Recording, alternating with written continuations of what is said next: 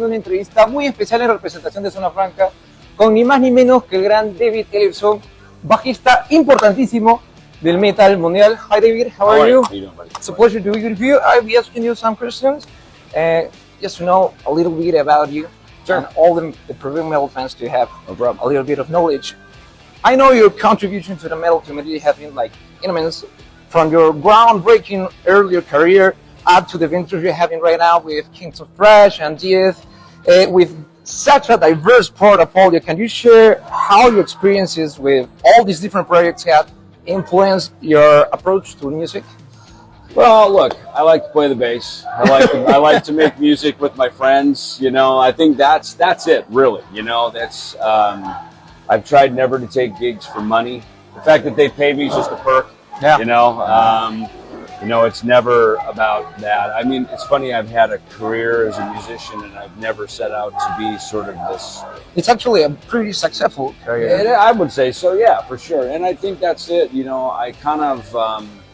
I let the music and the opportunities lead me rather than chasing after them, you know? So, you know, like we're here with Overkill, right? And this was just a conversation that came up. Mark Mengy from Metal Allegiance had brought it to my attention. I got on the phone with Blitz. We had a chat about it.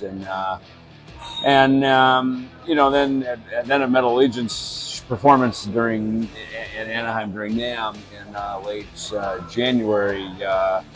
You know, he goes, "Hey, I didn't forget about that conversation." You know, all right, so This is kind of, you should let me know because I got to learn some songs. So, but you know, we're buddies and we're friends, and Metal Allegiance is that community where we just get together, we play our songs and stuff from our catalog. So, you know, I think, you know, and especially at this age now, I think for all of us, we've had our careers, we've had our gold and platinum records, our Grammy moments, we had these things, you know, so we've sort of, the Big Four was like that, you know, with that, we were sort of competitors growing up, you know, and then we get to a certain point where we've all been to the top, we've seen the view, we know what it looks like, and now we can just be friends, hanging out, you know, just be ourselves. so this tour is like an extension from the party that Metal Alliance represents somehow.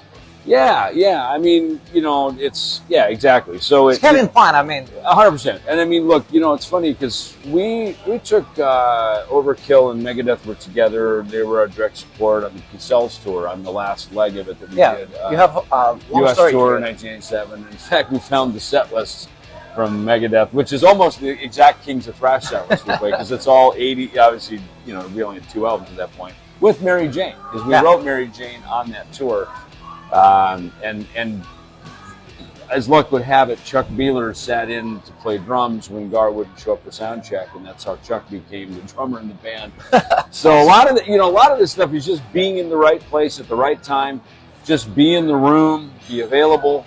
You know, I was like, "Hey, Chuck, get up here and play." You know, and turns out he'd been listening, he knew the song, he's a great drummer, and it was just like, "Hey, guess what? Your number came up." You know, so a lot of this stuff is just, you know, stand close to the fire, you know. That's cool. That's awesome. That's how music's supposed to be, you know, having fun with friends and doing what you like.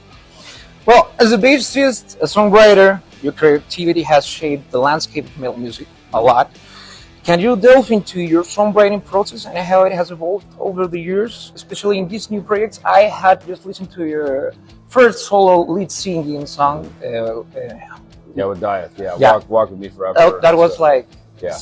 Kind of, me as a musician, I kind of appreciate the message, the context. I mean, it's kind of like putting your soul into the music, and it's kind of cool. Can you tell me how it's this evolving with this music? Well, I'll talk about that for one second. So Christian Cole, right, who produced my vocals on the record. I mean, he really gets the credit for getting me seated in the track as a singer. That's an important thing to have someone. Yeah. No, I cut about half of the bass tracks back in Arizona at a studio, Platinum Underground, that I work at. The other half were new songs that we had worked on together at Christian's studio in Germany back in late 2022. And it's funny, when we were dialing tone, the first thing Christian says, he goes, "I got to think we should go for that kind of clangy Dee Dee Verney tone." So we were literally texting yesterday. I said, "Man, the irony, right? That here I am playing Dee Dee's parts." Kind of it's funny, you know. So. But, you know, so that's, so let's kind of take that sort of the, you know, modern day writing, right? You know, when I started out playing, I found it hard to write on bass. I picked up the guitar picked up bass around age 11. I started playing guitar around 12, 13. And I just found it easier to write on guitar, always did. So even songs when I was just a kid and teen. You have more extension of notes, I Yeah, exactly. You can write things out. Now, look, I've trained on piano and how to play and everything. And now, today, I will actually sit down and play things on piano because you can visually look at the octaves. We're looking at the notes. Yeah, I mean, like Family Tree on Euthanasia, that was a riff. It's yours? You're the one playing that? Yeah. That's well, cool. I moved it over to guitar. I showed it to Dave on piano at my house, and then we moved it over to guitar, and then it became a guitar riff. You know? Cool. So, you know, music is just music, and it comes to you on various days of the week and various whatever instrument happens to be in your hand. You know, that's it. That's kind of how I look at it. That's how it is, yeah. Yeah, so that's how it develops. Now, talking about this tour, I know this is showcasing a big versatility as a musician. You're stepping in Didi Bernie's boots, and you're kind of bringing a fresh perspective to the live performance. I want to ask you, are we gonna, because I haven't seen Overture yet with you, are we having the David Ellefson taste in the bass lines, or are you keeping it like... I mean, by naturally it would be. I mean, look, I learned the parts as Didi would play. I mean, even every day I listen to the songs again to keep my chops tight on it. And I always hear something like, dang it, I never heard that before. Some lick, maybe you play something up an octave higher. And sometimes when you're making records, you can be more musical in things. And when you take it to the stage, if in doubt, I'll keep it a little lower just because that's where the bass and the bottom end is and everything like that. But we've looked over this month, it's 10 shows. Today's show 9, I guess, right? And we've certainly developed our own sound, as musicians do. You gel together in new ways. I mean, look, I'm here to fit into what they're doing, you know. I'm asking that because you all have a completely different bass coming from Didi. Yeah, I mean, my tone is a little bit different. I mean, you know, it's one of the things Wood said at Metal Legions. He goes, we want that clangy sound, because Didi and I have a similar, you know, me and him. Yeah, you're a big player, so it's... we kind of have this sort of really sharp attack to our tone, you know, and they wanted that. They wanted that kind of sound coming down here. And so, you know, look, you kind of just develop your own sound a little bit. But again, I'm here to honor Didi's work. I'm here to play his parts. These are his songs. You know, what I really come to appreciate is what a great writer this guy is. Yeah, he is. I mean, I didn't know that. How many albums do you have? Like 20 albums. Oh my god! And I mean, you know, I didn't know how great and fast his writing is. I mean, everything from the early stuff and then into like Horoscope. You know, he's really just bitching.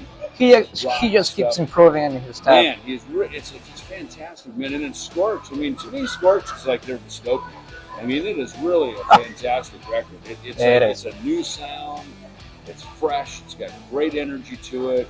The production is fantastic. So, I mean, I just love playing all of it. Of course, a lot of these songs, back to the Elimination, Welcome, you know, Hello from the Gutter, these kind of things. You know, I heard those years ago, probably on the Peace L store. You know what I mean? So this is nostalgia mixed with completely fresh overkill today. For sure. It's cool. Sure. It's cool. Now, I want to talk about your new band, Jet. Yeah. It had an amazing debut album, violent sound, it is ripped, widespread acclaim for its raw energy and powerful messages. Can you tell us about the inspiration behind the album and the themes you aim to explore through this music? You know, it's a completely different genre. No, for sure. It's more extreme. So in anything I'm involved in, not overkill, because obviously I'm hired to just fill in for the time, right? But when I get into a creative moment, which with Diet, we're starting in something new, right? And when we did Hall of the Surface, we realized, this is a fresh new sound, you know. It's got its death metal stuff, it's got its rock, it's got its hard rock, it's got metal, but it had this nice melody to it. And so I started sending things over to Guilherme and Mihal, you know, things of vocals, lyric ideas that I had, some guitar riffs. Was it distant work? I mean, it had to be. They're from Poland, right? They live in Poland, and Guilherme's back and forth between Brazil, in Sao Paulo, and Portugal. So, you know, the collaboration, if you know when you hear something, you go, wow, that's freaking cool. And, you know, I would send it to Guilherme, because I consider him sort of a master composer. You know, he's okay. the one who sort of takes the ideas and can put them together. Like we have some new stuff we're writing right now. He'd send it over, and he goes, "I put that riff you send over in the middle part." That's great. Cool. Is he a producer? Or No, not really a producer. Well, I mean, he. I shouldn't say that. He is. He actually, even as we were working at Christian's studio in Germany, Oh, you know, we had 3 rooms going. We had the main room where we were working with Christian. We had another editing bay, and then we had another room that Guilherme and I would put in some vocals. Oh, all right, vocals. all right. He was doing a lot of sort of arranging. So yeah, it was very productive actually. it's great. It's great. I mean, I've seen him in social media explaining always the new songs and he's singing. It's cool. It's cool. Now about the Kings of Trash, I've seen. Well, this is a testament to the family and the unity that exists within the metal community. You bring together iconic musicians to celebrate the genre. There's a special one. I believe it's from Peru, Fred Achin, the drummer. Yeah, Fred. Yeah. Well, what motivated you to be part of this project, and how is it going to evolve in the future? It's going to stay like this kind of metal alliance, but of thrash metal, or it's going to go? No, it had nothing to do with that. You know, here's what it was. I was at an autograph show called Chiller Theater. It's a very big one. It's in New Jersey, not far from New York City. All right. Megadeth had just started a tour without me. So this would have been 2020. All right. Right. My departure. It was very recent at that time. Fans were bringing "Killing Is My Business" record, right? Because we launched the "Killing Is My Business" tour around I remember. Baltimore and the whole area, right? You know, fans were obviously expressing their regret that I was there, et cetera, et cetera. So it hit me. I go, you know, we should go, because I wanted to go play "Killing Is My Business" when it was remastered, when it was remixed and put out the final kill. I always thought we should have gone to like St. Vitus in New York, or better yet, the Metro in Chicago, because that's probably the only venue that's still open from that tour. From back in the day. From back in that day, from 1985. Yeah, It's probably the only tour, or the only venue that's still open. I was like, God, we should go back just one night only, play the album. It'll take us 32 minutes, right? It's very fast. It's almost a punk rock yeah, album. right. I mean. Like this will be done in about 40 minutes. But you know, we never did, and so to me, Chiller just kind of chummed those waters again. And man, we got to. I went home. I called Chris Poland. I told him, I said, man, this was so fun. I said, we should go play "Killing Yourself."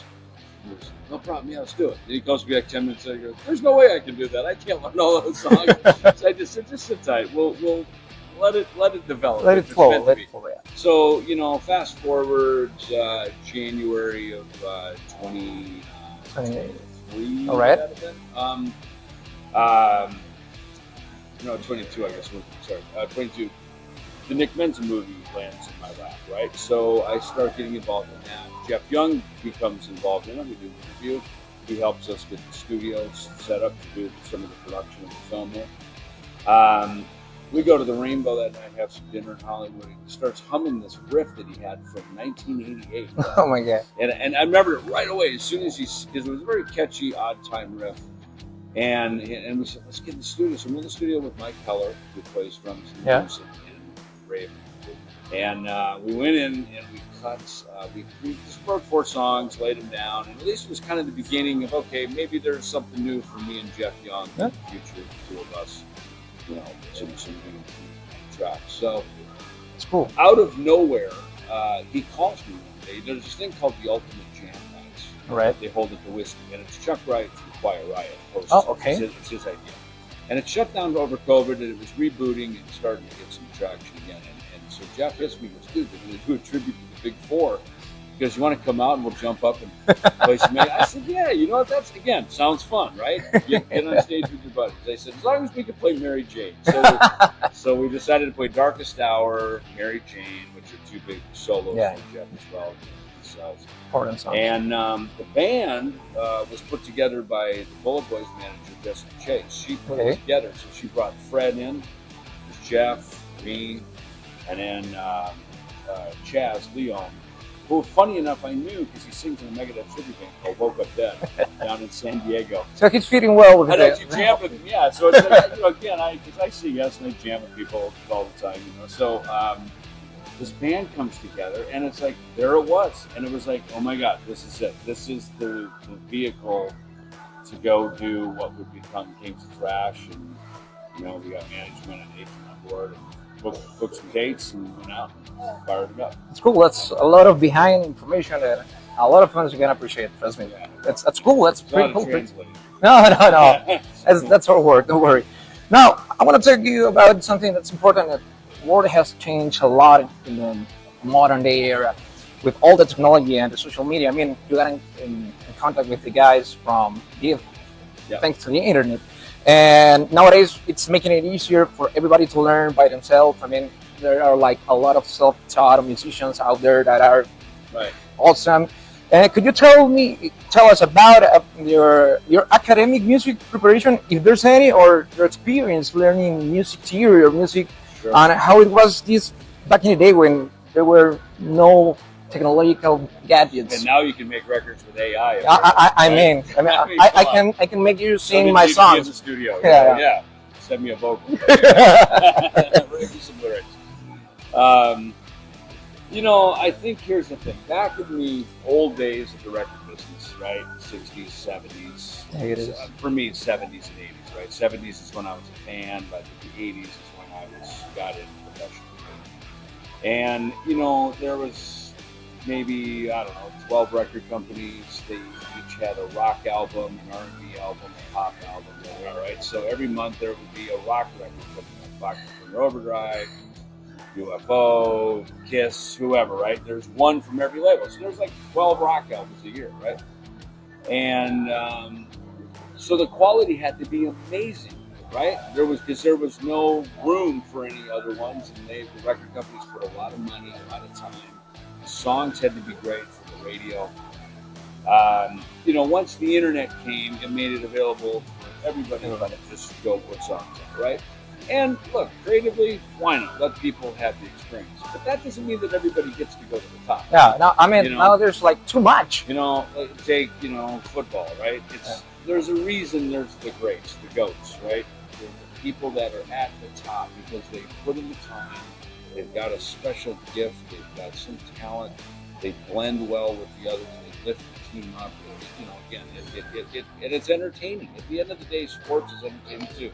People want to go see it, right? So there's all these sort of, they call it it factors that go into all this stuff, And, I'm lucky that I got to be in a band, Megadeth, that had the it factor. It was dynamic, it was compelling, it was attractive. People wanted to tune in tomorrow to see what happens next. It was like a TV show, and the songs are great, and they've stood the test of time, and I'm lucky that I had that experience, that actually made me a better musician, made me a better performer, all the rest of it. So all this academic part of music, you learn it on the way. Yeah. How important do you find it for any musical journey and everyone to learn what means the major scale or something like that? Well, listen, I think, look, it's like right now we're speaking English, right? Right. You and I have put the time in to learn what a noun, a verb, a pronoun, an adjective. That's language. A major scale, a minor scale, a pentatonic. Yeah. That's what that is, right? Comes a point where in your conversation, musical conversations, that you just apply those things because they just become part of your vocabulary. So that's all it is. Music is a language. I find some people learn to read it, write it, they do all those kind of things. It's more about, can you really hear it? Can you really feel the music that's there? Because some of the greatest artists are not such trained, great players. Indeed. So I mean, for me, I figured have everything possible, right? So if I'm writing my songs, I go one way. I get a call from Blitz, hey, can you learn Dee Dee's parts? I've got the skills to be able to learn his parts, So to me, and especially I think as a bass player, I get to be my own artist, and then I get to, be the guy to fill in and be the bass player guy, So I think as a bassist, it's good to have both. It's important. I think so. For me, it is. Yeah, it's great. Well, but in the end, as you just told everyone, you need to have the it factor. no matter how good you are, if you don't have it, it's like. And listen, there's people, I have friends who make incredible livings writing, music for Call of Duty. They've done Guitar Hero. They're the most well-known, most listened to, unfamous people you'll ever run into. You know what I mean? You would never know them if you heard them, yet kids are sitting around playing. And people have no idea how many times they have listened to that. I mean, gazillions of copies sold. And, Al Petrelli, my friend, right, from Megadeth and Trans-Siberian Orchestra, he takes great pride in being the most famous unknown guy ever. He loves that because he has prided himself in being the sideman guy, right? Yeah. He has his spotlight at TSO, Trans-Siberian Orchestra, but he doesn't have to be the guy out there to go keep Jimmy Page. I mean, he's a leader within an organization that doesn't always have to be the star of the show. It's cool. It's cool. I only have one last question, and this is about what's happening right now with the metal community. And you as a veteran here in the metal scene, you've witnessed the evolution over the decades, almost from the very beginning. And from its humble beginnings to its global reach today, how do you perceive the current state of metal music is, and what do you envision for the future generations coming up with metal? Look, I got to do my thing with my buddies of my era. Before me was, and all of that, Purple and everything before it. Certainly after me have come will be many more, and it's as we hear things, it comes into our brain, we interpret it, we spit out a new sound, right? Of a new thing. And I think it's great, man. Keep it going. I'm not it's gotta stay true to the old school. It's like, I love when I hear somebody do it, but it's sort of like, we already did that. Yeah. Like, do something else. You actually didn't know you were doing that kind of music. You were just playing music you like. I mean, I remember sitting with Ronnie James Dio at a bar somewhere in a hotel when we were on So Far So Good Sluts, Dream Evil, Sabotage, Hall on the tour. We had this whole discussion about this because clearly I think our record may have come out on the chart ahead of his, right, at a higher position. And you have to think he probably felt, okay, there's a new generation coming, right? Judas, Ken KK Downing talks about it in his book. When they went out on the tour, they knew the Slayer, Metallica, Megadeth, we were nipping at their heels. We were the next generation. So they turned up the heat and wrote Painkiller, right? And delivered a killer record, but they were aware of what's going on. So, and look, no one stays at the top forever. They just don't. The only thing harder than getting to the top is staying at the top. and no one stays there forever. You just don't. There's always a next gen. Remember Madonna?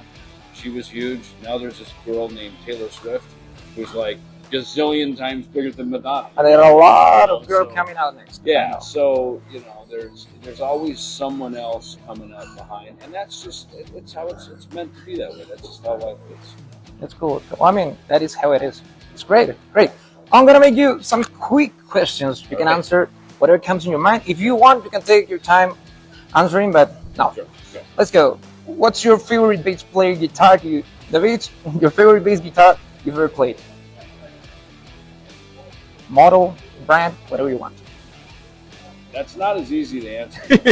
Take your time. Here's why. It depends on what I'm playing at that time, right? Sometimes someone will put something in my hand. It's perfect for recording that part, or I go, oh my God, I can literally walk on stage with this right now. You know what I mean? So to me, basses are like, I'm looking at this painting, they're like paintbrushes. They all have a different color in them. All right. Which is the most memorable concert you've attended as a band? Ooh.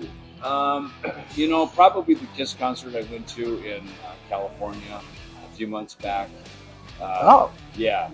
My buddy bought the Paul Stanley Stage Smash guitar package. So I was going to go anyway, and I friends with them. But cool. So I went, but it was funny because he had me come down into the pit where you could literally lean on the stage and you can pretty much touch Gene Simmons' booth. You know what I mean?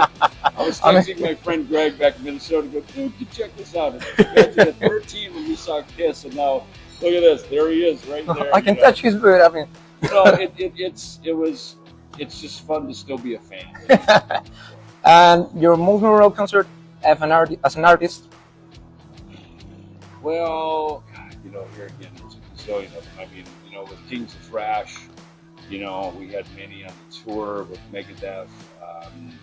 Rock and Rio was huge. I mean, with Overkill, the one we just played wasn't even the biggest one in La Paz. Was a great. We just sounded good. We played really well together. And being so high. Oh yeah, the fact that we survived the elevation, that was like the big win. That was like a high five for all of us. We played Santiago the other night to the arenas, and I played with Megadeth. So it's just great to be, see all the bands. Great. Which is your favorite metal album of all time? Unleashed in the East by Judas Priest. Non-metal album?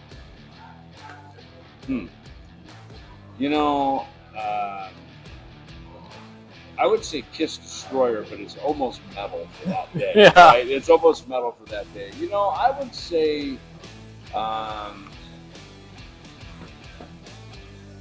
it's rough because all my stuff is rock, hard rock. It's okay. Sweet Desolation Boulevard that's a hard rock record. That's a nice choice. It's technically not metal. Yeah, that's a nice choice, actually. Which is your dream collaboration with any musician dead or alive?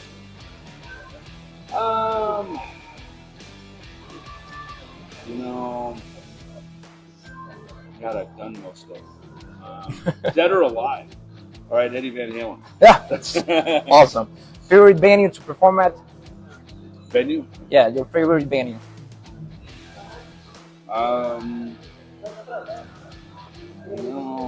I like to play at, there's a great venue in Phoenix. It was called the Dodge Theater. I think now it's called, it's got a new name, the Bank. I like it. It's about a 5,000 seat venue. It feels like you're being on stage. It's nice. It's warm. I see everybody. It sounds good. I go to a lot of shows there. I like it. Sounds good. That's important. Arizona Federal, I think is what it's called. It's because it's some bank. That's cool. Which is the best piece of advice you've received about music? About music. Most of the best stuff I have learned from producers probably being in the studio. Best advice.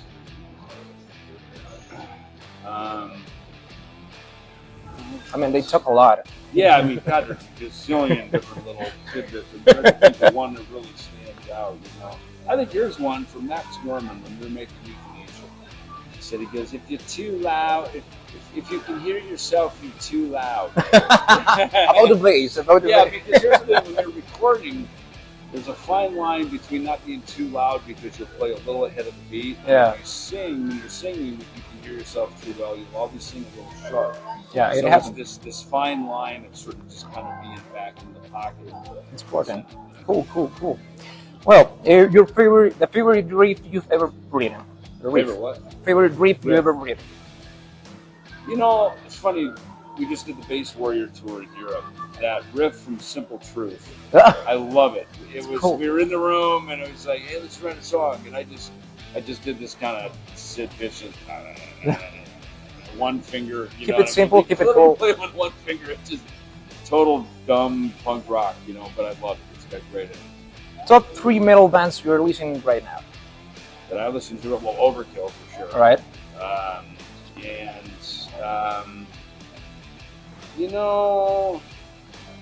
I haven't been listening to a lot of metal. It's funny, I've been listening to things like Boston, Grand Funk. Okay. I listen to both Boston albums. I listen to Bob Seger. I listen, things that aren't metal because Overkill's pretty intense, right? And sometimes they need something to just sort of come down off of that. You have something that's not so metal sounding. Cool. Yeah, the favorite city to visit on tour? City to what? Your favorite city to visit on tour? To visit on tour? Yeah. I have a couple that are my favorite fly ones. I listen to this In Excess Greatest Hits and this Rat Greatest Hits one. I love them. I think they're, and also there's a Nazareth one from years ago. It's got this Greatest Hits of Nazareth. So I don't know why I like those bands and they're these Greatest Hits packages. So I just put them on and kind of nod off on the airplane. I do all my listening on the airplane. Airplane or in my car. That's cool. Yeah. Which is the most challenging song you've ever recorded? For sure, Walk With Me Forever. For sure. Great. Favorite non-metal genre of music? Non-rock or hard rock? Yeah, non-rock. I mean, I would say, it's funny when I first moved to Phoenix, country music, the new country that like Dan Huff was playing on, right? It's very popular there. There's a couple of big country stations, and I listened to it and I paid attention to it because it was basically sounded like 80s rock, but with very clever lyrics.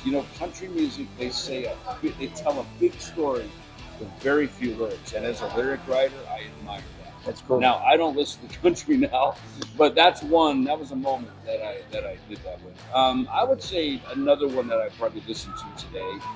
I went through a smooth jazz phase. I think sometimes coming home from writing Megadeth records, I'd have to listen to anything non-metal. That helps. That helps a lot. That helps a lot. But today I'll listen to kind of like sometimes kind of alternative rock stuff, like it could be freaking David Byrne, rock sets. Could be any of these things that it's are cool. just, it's cool. yeah. It's catchy. It's cheesy music that it helps a lot. I love Roxette. I think they were super cool when they came out. They had such a clever sound, and it's pop music. Yeah. But the guy's such a great guitar player. It's well done. It's caught my attention. And then I remember when we went over to go to the first ever European MTV Awards in 1994. Right. Dave was a presenter, and Roxette played. Prince played with his assless chaps, right? Prince had fucking great parts. Oh my God, he was good. Then he turns around and shows his ass to the audience. But me and Marty was always a big Prince fan. We were always like, dude, he's totally killer. And same with Roxette, So these guys that had really great chops, good tone, may not have been metal, but we would appreciate as we were making, very popular records ourselves. Yeah, you were on a different. Yeah, you kind of listen into things a little bit different. It's cool. It's cool. Best live performance you've ever witnessed? Bass, vocal, drumming, anything. As a band. It's funny you say the Grammys. So the year we won the Grammy, Katy Perry had this quasar. As we're sitting here, we won the Grammy, we're on the audience, and the stage was here, right? And we're pretty close to it. She walked around this box that kept turning and like flipping. Like it was kind of like this. It was like, and she kept walking around while she was singing. I was like, it's gotta be hard to do. She's singing live, man. Yeah. She's not getting out of tune. Yeah. Harry Styles had one of those too, where it's like this thing that was moving, and his videos like that, and he was on the Grammys and he was doing that as well. And it was just kind of those were very compelling performances. The one I wished I would have seen at the Grammys, and they go that year, was Pink unrolled herself out of the ceiling on that trap. It wasn't trap. Yeah. I was like, good Lord, I don't know how the hell she sang and like unraveled herself out of something, So those performances are pretty amazing. Pretty committed with the act. Still, the best ones are always a Kiss show. They just level the fucking plane. Your favorite song to play live? This month, this month I have a whole new catalog. All right. It's funny. These Overkill songs are so ferocious, just so powerful. When we play it, we don't play it every night. I love Horoscope. I love listening to it. It's kind of their God of Thunder, I think, right? Yeah. Heavy, dark. It's different, right? Bass intro. It's so cool. So that's one that I like. The Surgeon, off Scorch, is super fun. It's cool. The most underrated metal band in your opinion? Underrated. I felt for a lot of years Death Angel was very underrated. And it's nice to see them be popular right now. I feel like they're finally getting their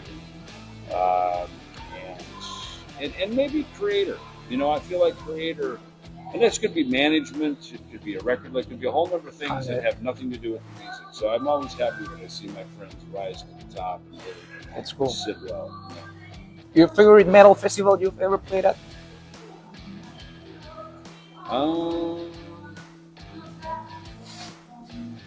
Those are like 3 days party going on. No. I think about Gods and Metal in Italy when we first launched the studio, because we went over and it was us and Rammstein. Oh, Super fun, super cool.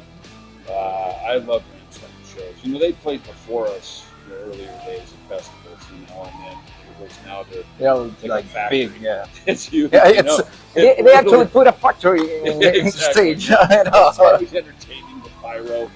They're The guy with the big digs showing the it's cool. I mean, there's a whole bunch of all that, but I'm just talking about from a presentation. Yeah, I know. It's big. So, I mean, look, Gods and Metal is one, but, there are some other ones that we did back in 2001 on The World Needs a Hero, and us and Judas Priest would always sort of close the shows, and that was when Ripper was in the band. So I don't know if that was Jugulator or which. Demolition. It might have been Demolition. So we were always doing shows together. And I remember, I don't even remember all the bills, but I remember I was Cradle of Filth was on a bunch of them. It was kind of this new crop of bands at that time. Early 2000? It was like 2001, yeah. I think that's what I look for more than anything is, tomorrow it's Summer Breeze, or this weekend we're going to play Merciful Fate with Close. I have not seen Merciful Fate yet. I didn't see them in the beginning when they came over back in the 80s, and I've not seen them now as it sits now. So They actually have kind of a different formation right now. Yeah. They have this, how is she called? This bass player. It's pretty Becky. She's pretty cool. I met Becky years ago when I was doing a bass story in the UK. And so I was happy to see her get the call out to see Joey Vera with them as well. Joey's got so I'm looking forward to seeing it. I haven't seen it. So that'll be, and that's Summer Breeze, which is always fun. Cool. Which is your favorite book or author? God, it's so funny. I loved Dean Koontz, and I remember he got hired by Capitol Records to write our biography for Euthanasia record. That's cool. Yeah, That's yeah. cool. Dave did the interview with him. Nick got me into it. Nick Menza got me into it. But I was like, God, give me 2 minutes on the phone with Dean. I'll like fanboy with it. That's cool. Which is your biggest influence outside of music? You mean like fan, like movies or Anything, person, whatever. I've got a lot of people that have kind of been in. I've learned, life is better when you're in consultation with people. I'm a pretty outgoing guy. I can have my quiet time for reflection, introspection, but I'm not a loner. I like to be out, engaged with people. For fans out here, it's great. I mean, it's great to just be in the room, engaged with people, and so So I've got a pretty good group of people around me that important. I look to for their support. And if they tag me and say, "Hey, come chat to me about something," I listen to them. It's important. So it's weird, as big as our world seems, globally as a rock star or whatever.